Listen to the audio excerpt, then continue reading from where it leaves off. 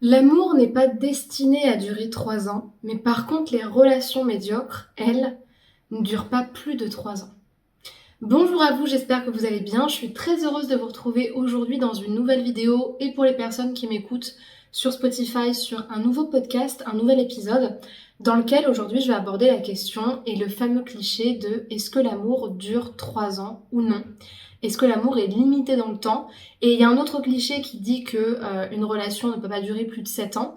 D'ailleurs, la moyenne des couples aujourd'hui ont une longévité qui dure entre 7 et 10 ans, mais on va y répondre voilà, du point de vue des relations, du point de vue de l'intelligence émotionnelle. Est-ce qu'on ne peut plus aujourd'hui vivre avec quelqu'un toute sa vie, ou est-ce qu'au contraire, c'est simplement un cliché et il ne faut pas s'en inquiéter, ou quels sont les apprentissages qu'on peut en tirer? Pour les personnes qui ne me connaissent pas, je me présente, je m'appelle Chloé Mercart, je suis coach, maître praticienne en programmation neurolinguistique et hypnothérapeute, spécialisée dans l'accompagnement de la dépendance affective et dans le renforcement de l'estime de soi depuis 2019. Pour moi, ce qui est le plus important, c'est de donner aux gens leur pouvoir, de leur redonner les outils, les clés qui leur permettent d'être beaucoup plus conscients de leur force, de leur pouvoir, de leur puissance, pour que ces femmes et ces hommes puissent, en apprenant à s'aimer, davantage être dans des relations saines et épanouissantes. Si vous n'êtes pas encore abonné au podcast ou à la vidéo, à la chaîne YouTube, je vous invite à le faire maintenant en cliquant sur le bouton s'abonner en bas à droite et en activant bien la cloche des notifications pour recevoir toutes les vidéos et tous les épisodes de podcast qui sortent chaque semaine.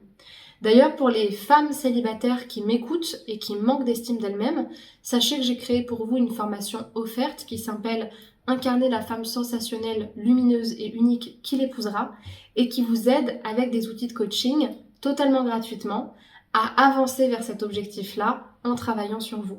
Donc pour pouvoir vous la procurer, je vous invite à aller dans la description et à cliquer sur le deuxième lien qui est proposé pour la recevoir par mail. Je ne sais pas si vous avez vu le film L'amour dure 3 ans, qui est une comédie amoureuse, une comédie romantique qui montre d'ailleurs dans l'introduction l'histoire d'un couple où dans la première année on installe, on fait l'amour, on est très passionnel. Dans la deuxième année, on s'éloigne un petit peu plus, on est un peu plus distant, on prend nos distances, on commence à voir les différences. Et dans la troisième année, on casse les assiettes, on reprend les clés, on se sépare de l'appart et en gros l'amour est terminé. Je trouve que c'est triste, mais c'est la réalité de beaucoup de gens aujourd'hui, de beaucoup de couples, et pas que en France. Et moi, c'est un peu une critique un peu de la société moderne que je fais en disant, c'est vrai qu'aujourd'hui, la relation, elle dure pas longtemps. On sait qu'en faisant des enfants, on va pas rester ensemble pour la plupart. On a banalisé la rupture et quelque part, en la banalisant, on l'a aussi normalisée. Ce qui est pas forcément une mauvaise chose parce que ça permet aux personnes de se mettre ensemble pour les bonnes raisons. Mais je trouve personnellement que aujourd'hui, il y a une telle facilité à laisser tomber la relation ou à finalement se dire que dès que ça fonctionne plus, faut la laisser pour son bien-être à soi, que ça peut fragiliser en fait les couples. Et je pense pas forcément aux jeunes. Je pense aux jeunes bien sûr, mais je pense aussi aux personnes voilà, qui sont célibataires encore à 35, 40, 45, voire plus, et qui finalement ont passé pour la plupart la moitié de leur vie à être seuls ou à être dans des mariages qui ne fonctionnaient pas et qui du coup ont tellement fonctionné seuls que en fait ils ne sont plus capables d'être en couple. Et de l'autre côté, je trouve que rester dans une relation pour rester dans une relation, ça n'a aucun intérêt, mais c'est simplement deux situations différentes qu'il ne faut pas comparer à mon sens. Donc pour moi, dire que l'amour dure 3 ans, ça n'a aucun intérêt. Par contre, ce que je trouve plutôt vrai, et on en voit les preuves dans des études aussi bien psychologiques sur la transformation d'une relation par rapport à la séduction du début, et même au niveau biologique dans toutes les études qui sont faites sur le corps, sur les hormones, sur la passion, on sait que dans les premières années, c'est forcément plus fusionnel, c'est plus facile parce que généralement au début, on ne vit pas avec l'autre, donc on ne voit pas toutes ces parts d'ombre, on voit ce qu'on a envie de voir parce que c'est tellement plus facile au début. On fait des restos, on fait des voyages. Pour les personnes qui sont plus jeunes ou qui se sont rencontrées tôt, on n'a pas d'enfants. Donc on connaît tout avec la personne, on construit tout avec, on expérimente tout avec. Si tant est que la rencontre soit fusionnelle et qu'au début tout se passe bien, on a l'impression d'avoir la meilleure partenaire en face de nous. Et puis après, la vie en couple, le fait de partager ses épreuves, le fait de montrer à l'autre inévitablement nos difficultés, que ce soit sur notre manière de nous percevoir, sur notre corps, sur nos peurs, notre jalousie, nos blessures du passé qu'on n'a pas forcément guéries, ou tout simplement la vie à deux, en fait, en fait, euh, qui met en face de chacun les problématiques de l'autre, celle qui est un petit peu bordélique, qui a tendance à demander beaucoup à son homme de se charger d'elle, qui ne fait rien toute seule, qui veut pas monter les meubles, qui n'arrive à rien, qui n'a pas envie d'aider l'autre à faire les choses parce que l'autre se débrouille tout le temps.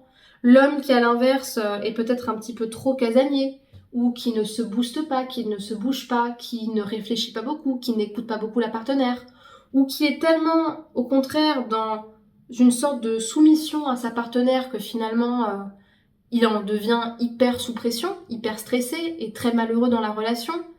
Les peurs qu'on a, la peur de dire les choses. Et puis le problème, c'est que quand on dit pas les choses, après, on se réveille un matin et on a l'impression que la relation, elle sert plus à rien parce qu'en fait, on a perdu l'envie d'être avec l'autre, on se sent tellement piégé dans la relation qu'en fait, on n'a plus du tout d'espoir. La personne qui, plus elle va être en couple, plus elle va avoir le besoin de contrôler l'autre, que ce soit sur son poids, que ce soit sur ses faits et gestes. Il y a des personnes aussi, quand elles sont en couple trop longtemps, qui ont besoin de leur jardin secret, qui ont besoin d'aller séduire ailleurs, avec plus ou moins de tromperie. Des fois, c'est des infidélités émotionnelles ou du désir émotionnel qui s'arrête là. Des fois, c'est plus. Enfin, en fait, il y a tellement de trucs dans la relation que c'est sûr que les premières années, c'est la passion. Ça, c'est sûr. Mais c'est vrai que je dirais que à partir de la deuxième année, déjà, quand on vit ensemble, ça peut commencer à se transformer. Mais les années qui sont les plus challengeantes, en fait, c'est les années de transition. Donc, troisième, quatrième année. Après, on trouve notre,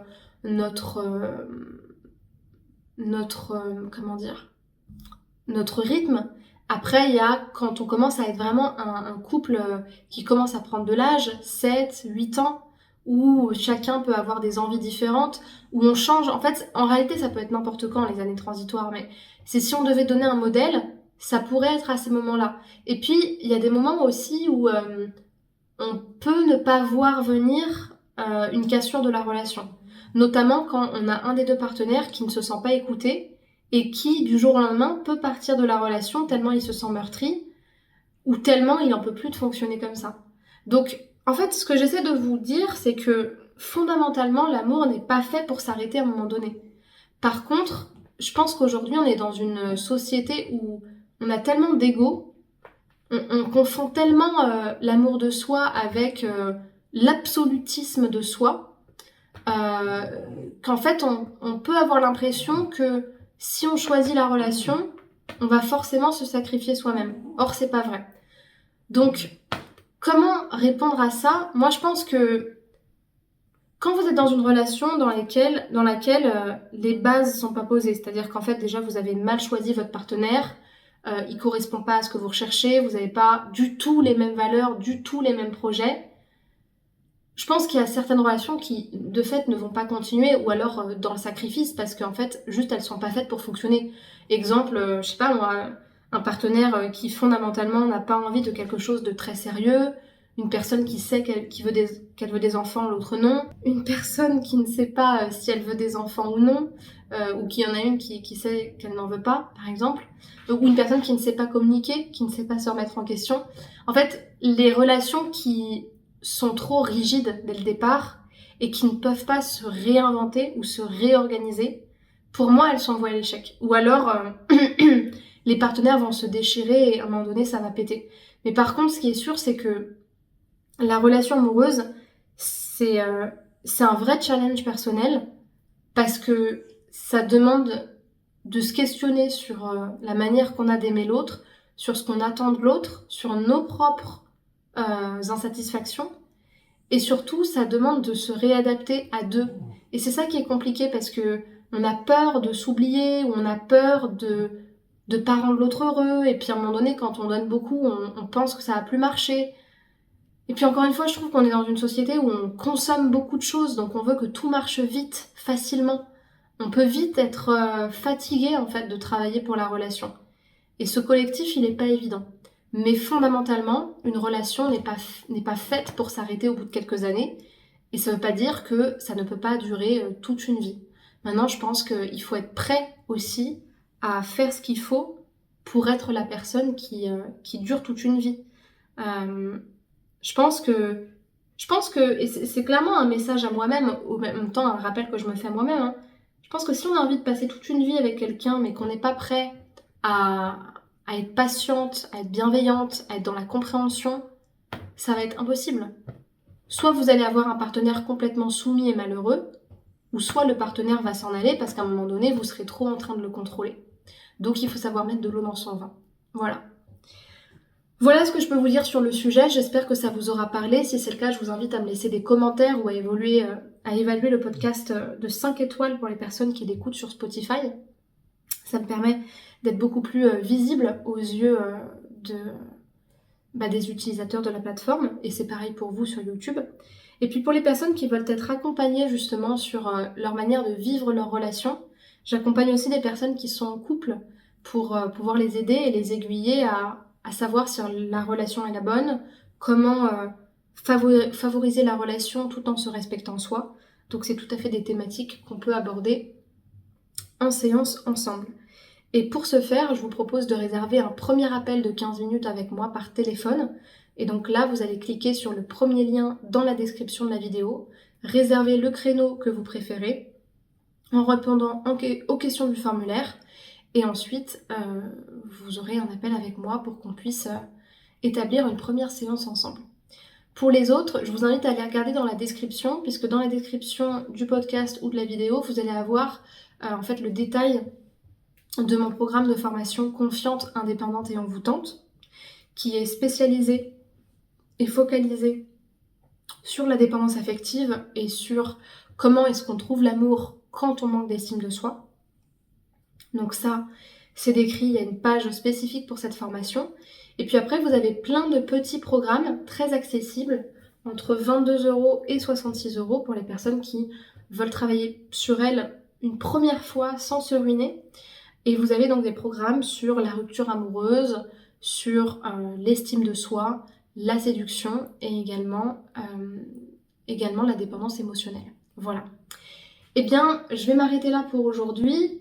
Pour terminer, rejoignez-moi sur les réseaux sociaux, donc Spotify, TikTok, YouTube, Facebook, Instagram. Écrivez-moi en privé pour celles ou ceux qui le souhaitent pour qu'on puisse parler ensemble. Et je vous dis à très bientôt pour une prochaine fois. Au revoir.